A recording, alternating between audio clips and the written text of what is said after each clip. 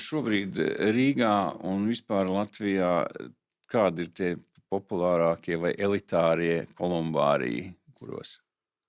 Patiesības labad jāsaka, ka kolumbārija kā klasisku kolumbāriju Rīga bija pirmā, kas uzbūvēja.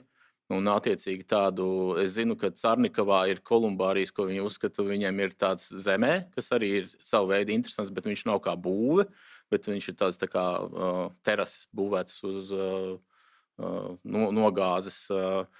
Jūrmalā ir vēl, bet nav jau tik daudz vēl šo būvju, un līdz ar to viņš šobrīd ir tikai tādā, kā lai saka, ieskriešanās ceļā, lai kļūtu arvien populārāks un populārāks, bet es zinu, ka pieprasījums noteikti ir, bet tādu ļoti elitāru un kaut kādu, kas būtu, nav man tādas informācijas, domāju, ka šobrīd vēl Latvijā nav tā.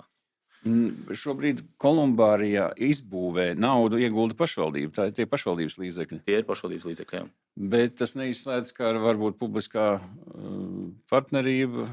Tas neizslēdz publisko partnerību. Tā attiecīgi mums arī ir noteikti jau padomā teritorijas, kurās mēs redzam tādas publiskās partnerības iespējamību. Varētu atklāt, kurās teritorijās varētu būt tāds? Jā, arī tur blakus Rīgas krematorijam ir jau sen rezervētā teritorija, kas bija paredzēta jau kolumbāriju būvniecībai. Es saskatu iespēju, ka tur varētu šo publisko-privāto partnerību attīstīt. Jā, protams, ja uzņēmējs redzēs, ka viņam arī ir interese kaut ko tādu.